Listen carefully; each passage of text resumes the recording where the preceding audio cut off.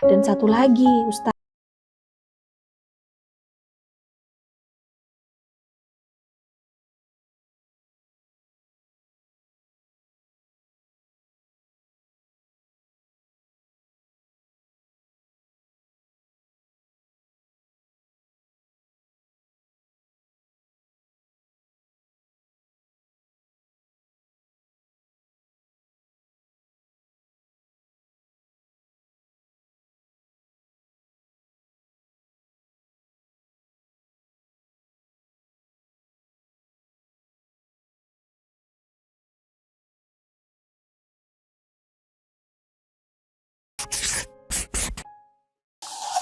Ada surat masuk lagi.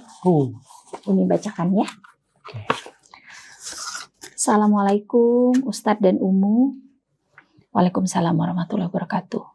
Maaf sebelumnya Ustadz, jujur saja saya muslimah keturunan yang belum mengerti arti tauhid sepenuhnya. Bahkan di usia 30-an ini saya belum mengerti sepenuhnya artinya sholat. Sampai saya berpikir, apa sholat saya diterima? Karena saya sebetulnya kurang paham arti dan maksud beribadah itu sendiri, yang membuat hati dan pikiran saya ragu sampai bolong-bolong mengerjakan sholatnya. Itu yang pertama. Terus yang kedua, saya disuruh wirid sama keluarga suami. Sebetulnya saya nggak keberatan sih Ustadz, tapi asal saya ngerti apa sebetulnya arti sama tujuan dari bacaan wirid itu. Tapi yang belum masuk di akal saya, kenapa sebelum wirid saya harus menyiapkan syarat-syarat berupa makanan, minuman, minyak batin yang katanya harganya mahal untuk dioles ke seluruh badan saya. Kemudian ada tasbih yang nantinya nggak boleh dipegang siapapun kecuali saya untuk melakukan kesepakatan perjanjian sebelum wirid itu dimulai. Alasannya katanya saya punya aura negatif yang menghambat kelancaran rezeki suami saya. Karena dosa-dosa saya di masa lalu yang pernah melakukan, astagfirullahaladzim. Maaf ya Bi Umi bacain ya. Zina bersama suami saya yang sekarang. Dan semua itu diperantarai oleh guru spiritual mertua saya. Pertanyaan saya, bukankah ketika kita ingin bertobat dengan cara sholat tobat dan berjanji tidak melakukannya lagi, serta berusaha menjadi pribadi yang baik? Oh, jadi dia nanya, bukannya kalau orang tobat tuh harusnya caranya sholat tobat, terus nggak melakukannya lagi, berusaha untuk pribadi yang lebih baik gitu. Harusnya bukannya gitu. Dan guru spiritualnya itu pun menjanjikan, kalau saya mau melakukannya, yang tadi ya wirid-wirid segala macam itu Bi, itu nanti rezeki kami akan lancar. Bahkan pas kami lagi nggak punya uang, tiba-tiba nanti uangnya akan datang sendiri kayak magic. Dan terus terang hal itu lebih nggak masuk akal lagi buat saya. Ya sama, buat Umi juga nggak masuk akal sih. Memang saya pernah membaca kun fayakun. Tapi kan bukannya itu harus dibarengi sama usaha ya.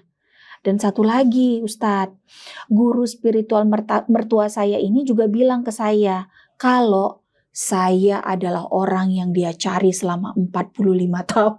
Oh, ngeri. Katanya, saya adalah istri batinnya. Umi antara kesel, antara tapi malu. juga lucu. Dan menjelaskan juga tentang hadis. Seorang istri yang bisa masuk pintu surga, seorang istri yang bisa masuk surga dari pintu mana saja kalau taat pada suaminya. Tapi suami yang dimaksud di sini bukan suami lahir, maksudnya suami saya sekarang, tapi adalah suami batin, yaitu si guru spiritual. Bisa masuk pintu dari pintu manapun. Ya, asal taat sama suami. Abis itu sih benar sih ya, Bia. Tapi suami batin, gitu. Nah, saya menyampaikan ini pada Ustadz dan Umu, berharap Ustadz dan Umu bisa memberikan saya motivasi, jalan keluar, dan saran apa yang harus saya lakukan. Semoga bisa segera menjawab kegunaan hati saya. Sebelumnya saya ucapkan jazakumullah khair. Ngeri. Sangat gimana tuh, Bi? Ngeri. Inilah kenapa kita itu harus belajar Islam itu benar-benar dari akar, dan benar-benar dari why-nya. Iya. Jadi kita bukan keterampilan beragama, tapi pemahaman beragama. Iya. Kalau keterampilan beragama, jadi kita hanya tahu ini zikir, ini tasbih, ini sholat, ini puasa. Yang harus kita reform itu adalah beragama itu kenapa? Why? Kalau kita dapat why dalam keislaman, maka nanti what-nya akan ngedorong sendiri. Iya. Karena kita sudah temukan kenapa kita menyembah Allah. Kenapa kita mengimani Quran. Kenapa kita harus hidup di dunia.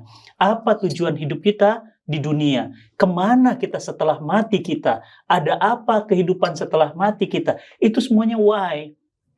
Jadi sebenarnya si Mbak itu nggak sendirian. Ada miliaran manusia, ada banyak orang di luar sana yang beriman bukan karena kenapa, tapi itu apa? Karena keturunan tadi yang disebutkan. Maka mulai hari ini, siapapun kita harus merubah format barunya.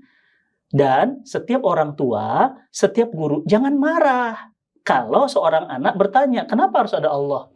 Emang kenapa harus ada neraka? Jangan marah. Jawab. Kalau tidak bisa jawab, disitulah salahnya kita harus update dan upgrade ilmu. Itu yang pertama.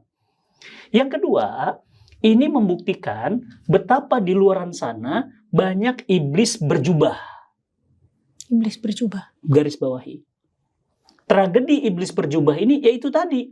Memelintir ayat-ayat hadis, ayat-ayat Quran sesuai dengan nafsunya. Bukan sesuai dengan wahyu. Padahal Allah katakan, wa ma yantiku anil hawa in huwa illa wahyu yuha. Yang diucapkan Muhammad itu nggak pernah nafsu. Itu semua wahyu. Di mana ada suami batin? Kalau gitu kita nikahnya nikah batin aja. Yang penting dalam batin. Nah, kita nikah. Gitu. Ya kan? Kalau gitu nggak usah kerja. Yang penting batin saya sudah kerja. Kalau gitu nggak penting sholat. Yang penting apa? Batin saya sudah sholat. Kalau gitu nggak penting haji. Yang penting batin saya sudah haji. Islam itu agama lahir dan agama batin. Dan tidak pernah Islam mengajarkan batin tanpa lahir. Atau lahir tanpa batin. Jadi ini kejahatan, ini kriminal. Menurut Abi, yang kayak gini harus dicurigai, dijauhkan, dan dilaporkan kepada pihak berwajib untuk apa? Dihukumi. Ini sudah melecehkan agama. Iya. Ini melecehkan agama. Dari mana dia bilang 40 tahun inilah istri batin saya yang saya rindukan. Ini kan nafsu ngomongnya. Nafsu berkedok agama. Nah ini nggak boleh. Harusnya kita, nafsu kita tunduk sama agama. Bukan agama tunduk sama nafsu kita. Jadi nafsu Abi jawabnya. Abi untung Abi nggak react sekarang. Udah kayak ke Sudirman ini hampir nih. Ah Sudirman sama itu. Itu iblis berjubah itu. Jadi bukan Abi anti jubah Mi gitu loh. Karena Abi juga punya jubah di rumah. Abi di rumah jubah banyak gitu. Tiap umroh beli jubah. Bukan itu problemnya gitu loh. Tapi ini problem kejahatan. Berarti problemnya dua. Umat Islam yang lemah keimanannya, keislamannya, ditambah makelar-makelar iblis ini yang bergentayangan. Jadi sudahlah penyakitnya. Umat ini lemah internalnya, imunnya lemah, virusnya masuk. Jadi. Terus apa yang harus kita lakukan? Yang pertama, tolak. Itu nggak benar sama sekali. Rasulullah adalah orang yang paling kaya lahir dan batin. Apakah beliau pernah menikahi para istrinya dengan batinnya saja? Atau Rasul pernah ngomong, inilah ya istri Ummul Mukminin Zainab ini orientasi aku udah 40 tahun yang lalu nih, sebelum jadi nabi malah gitu. Kan nggak pernah kita temuin itu. Jadi ini udah sesat, menyesatkan lagi. Yang kedepannya, Mbak, istighfar pada Allah, bertobat karena pernah melakukan hubungan terlarang di masa lalu, bertobat dengan sholat taubat, berkomitmen untuk jadi muslimah yang benar, datang ke majelis ilmu, bertanyalah kepada ahli ilmu yang benar-benar capable, integritinya teruji. Gampang kok, di sosial media sekarang bisa kita lihat, nih orang capable nggak? Layak nggak ngomong keislaman? Meskipun tanpa harus sertifikasi. Soalnya kalau sertifikasi tergantung yang buat sertifikat, ya kan? Dia suka, dia kalau tanda dia suka tangan. dia keluarkan sertifikatnya. Kalau enggak dia nggak suka keluarkan sertifikatnya. Ya, jadi punten ya, ini bukan ngomongin sertifikat, tapi agak aneh sih semua pakai sertifikat. Ya sertifikatnya ya Ali Imran 104, wal takum minkum ummatu yad'una ilal khair wa ya'muruna bil ma'ruf wa yanhauna 'anil munkar wa ulaika humul muflihun. Itu sertifikat dari Allah bahwa setiap orang itu ada kelompok yang tujuannya amar ma'ruf nahi munkar dan Allah puji mereka dengan pujian ulaika humul muflihun, bukan dengan sertifikasi. Jadi intinya adalah yang pertama kuatkan keimanan kita. Yang kedua, cari guru ya. cari guru yang benar sehingga why-nya dapat. Jadi imunnya sehat, eksternal sehebat apapun nggak akan bisa masuk. Kenapa dia bisa merajalela? Karena dia tahu si Mbak ini nggak punya pemahaman Islam yang benar. Iya, itu dia. Coba ngomong sama Umi, kalau nggak dibakar hidup-hidup. Ya kan? Nggak mungkin. Ya kan?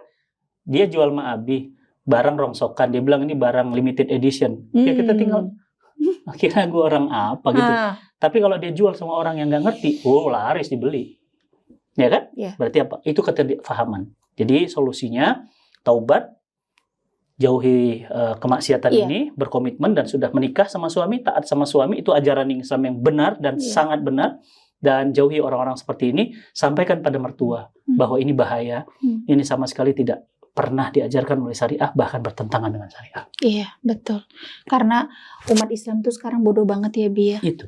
Dengan agama. Dia udahlah bodoh sama agama, eksternalnya masuk. Tadi virus, akhirnya rusak. Iya. Jadi ada dua faktor, perbaiki internal, waspada eksternal. Selesai. Bismillah. Semoga ya jadi solusi buat Mbak Amin. yang ini dan mbak-mbak yang lain di luar sana. Bismillah. Jangan ada kedok-kedok iblis berjubah. Iya. Yang Umi bingung kalau dia jadi suami batin, mereka nikahnya di mana ya? Ya nikah pakai batin. Oke, mungkin ya.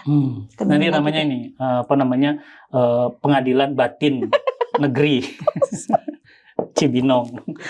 Jadi pas datang sana nggak ada orang. Kenapa? Batin semua. Nggak ada, diem aja. Udah nikah, udah.